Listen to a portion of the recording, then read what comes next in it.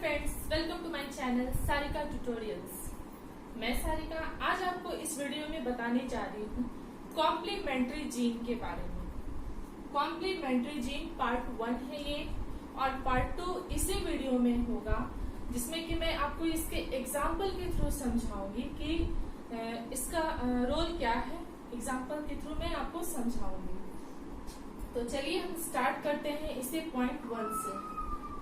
Two pair of non-allelic genes are essential in dominant form to produce a particular character। यहाँ पर बोल रहा है कि दो पेयर नॉन एलिलिक जीन के इसेंशियल है किसी भी जीन में। जैसा कि हम जानते हैं कि जीन में दो एलिल्स होते हैं, तो यहाँ पर एलिल्स में दो नॉन एलिलिक फॉर्म में जो जीन है उसका डोमिनेंट फॉर्म में होना बहुत जरूरी है, तभी वे अपने पर्टिकुलर कैरेक्टर को प्रोड्यूस कर पाएंगे। तो चलिए इसको हम एग्जांपल से समझते हैं। ए और बी ये हमारा दो जीन है और इसके दो एलिल्स हैं।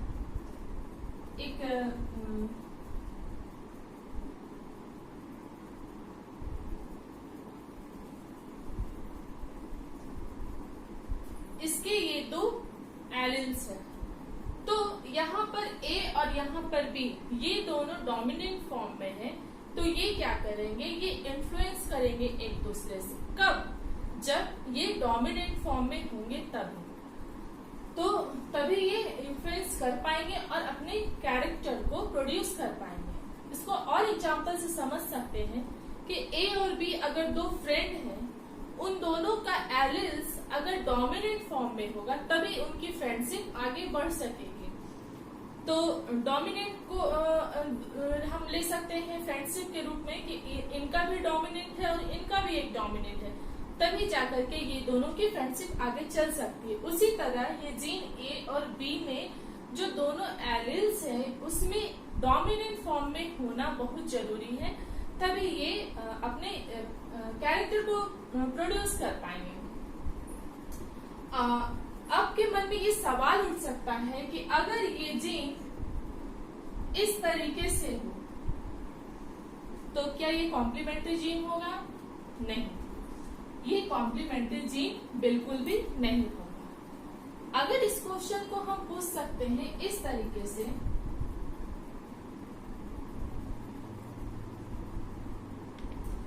ये दोनों एलिल्स इस तरीके से हो तो क्या ये कॉम्प्लीमेंट्री जीन होगा? नहीं, ये भी कॉम्प्लीमेंट्री जीन नहीं होगा, क्योंकि दोनों का डोमिनेंट फॉर्म में होना बहुत ही जरूरी है यहाँ पर।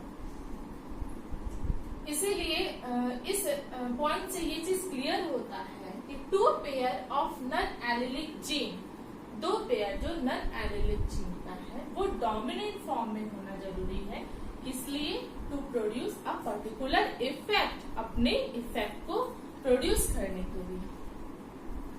सेकेंड पॉइंट है such gene that act together to produce an effects that neither can produce its effect separately. ऐसा जीन जो कि प्रोड्यूस कर सकते हैं इसके इफेक्ट को एक साथ टुगेदर रह करके ही अपने इफेक्ट को ये प्रोड्यूस कर सकते हैं। सेपरेटली ये कभी भी अपने इफेक्ट को प्रोड्यूस नहीं कर पाएंगे। ये पॉइंट बहुत ही इम्पोर्टेंट है, एम्स में भी इस पॉइंट से क्वेश्चन आया हुआ है, इसलिए इस पॉइंट्स को अच्छे से समझे आप।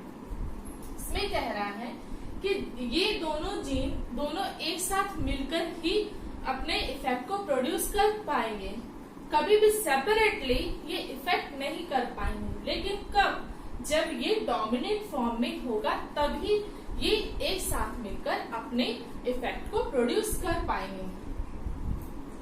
और इसका थर्ड पॉइंट है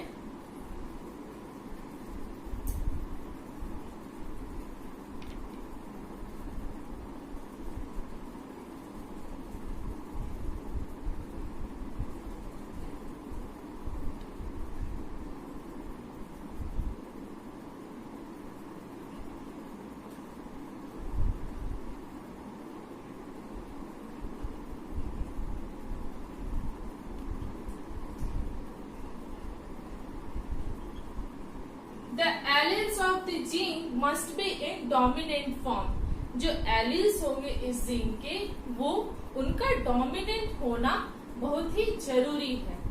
तो ये तीनों पॉइंट्स है जो आपको माइंड में रखते हैं कॉम्प्लीमेंट्री जीन के लिए। पहला तो ये कि 2 pair of non allelic gene are essential, मतलब दोनों पेयर जो नॉन एलिलिक जीन है वो उनका डोमिनेंट फॉर्म में होना बहुत ही जरूरी है अपने कैरेक्टर को पर्टिकुलरली प्रोड्यूस करने के लिए।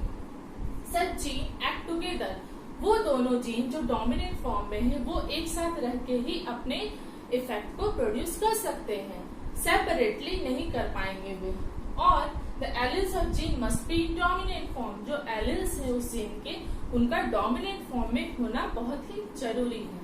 तो आइए इसी वीडियो में हम जानते हैं इसके एग्जाम्पल के थ्रू कॉम्प्लीमेंट्री जीन को। कॉम्प्लीमेंट्री जीन का सबसे गुड एग्जाम्पल, सबसे अच्छा एग्जाम्पल अगर हम मानेंगे तो वो होता है कलर ऑफ फ्लावर इन लेथारिस ओडोराइडस। लेथारिस ओडोराइडस के जो फ्लावर होते हैं उसके कलर को कॉम्प्लीमेंट्री जीन का बहुत ही अच्छा एग्जाम्पल माना गया है। तो ये तो हो गई एग्जाम्पल की बात, और अब हम जानते हैं इसके कॉन्सेप्ट की बात कि इसमें कौन सा जीन कब प्रेजेंट होता है, कौन सा जीन डोमिनेट होता है। तो इसका कलर पर्पल होता है या व्हाइट होता है। तो चलिए इस कॉन्सेप्ट को हम अच्छी तरीके से समझते हैं। ये जो रॉ मटेरियल है लेथारिस ओडोराइडस की जो प्लांट होती है उसमें जो भी XYZ जो भी रॉ मटेरियल अपने नेटिव फॉर्म में होती है, वहां पर क्या होता है कि एक सी जीन होता है। सी जीन होता है जो कि एंजाइम प्रोड्यूस करता है और रॉ मटेरियल को क्रोमोजेन में कन्वर्ट करता है। तो इस सी जीन के प्रेजेंट होने से रॉ मटेरियल जो है क्रोमोजेन में कन्वर्ट हो जाती है। उसके बाद आता है रोल पी जीन का। ये है पी जीन। इसका रोल क्या होता है कि वो क्रोमोजेन को कन्वर्ट करती है एंथोसियानिन में। एंथोसियानिन का मतलब यहाँ है पर्पल। जब ये एंथोसियानिन में कन्वर्ट हो जाती है तो फ्लावर का कलर क्या होता है, वो पर्पल कलर का हो जाता है।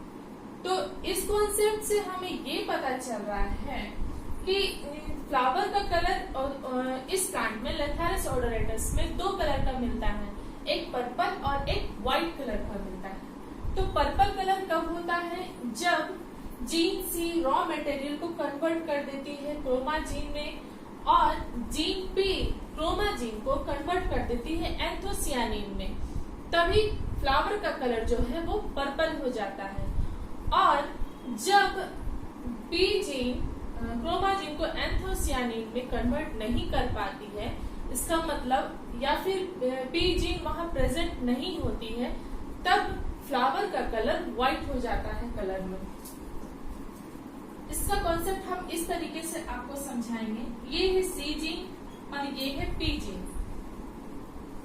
अगर दोनों यहाँ पे डोमिनेंट फॉर्म में है तो इसका कलर होगा पर्पल, और अगर ये स्मॉल सी है और स्मॉल पी है तो क्या होगा, इसका कलर होगा व्हाइट। मतलब कि यहाँ ये डोमिनेंट फॉर्म में प्रेजेंट नहीं हो रहा है, इसलिए इसका फ्लावर का कलर व्हाइट हो गया है।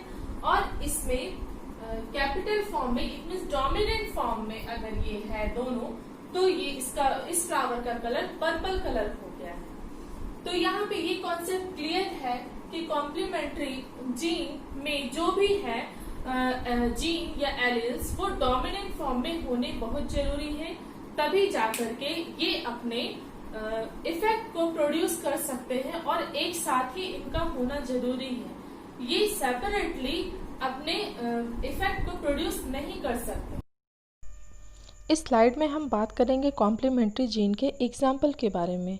इस वीडियो में हम देखेंगे कि लेथारिस ओडोराइडस ऐसा क्यों बिहेव कर रहा है और इसका क्रॉस क्या है। चाहे आप सब कुछ भूल जाना, लेकिन कॉम्प्लीमेंट्री जीन के बारे में इट मीन्स उसके रेशियो के बारे में कभी भी मत भूलना, क्योंकि रिसेंट सारे एग्ज़ाम में बार बार कॉम्प्लीमेंट्री जीन के रेशियो के बारे में पूछा जा रहा है। तो इस स्लाइड में हम देखेंगे कि दो पेरेंट प्लांट है जो कि वाइट कलर के हैं।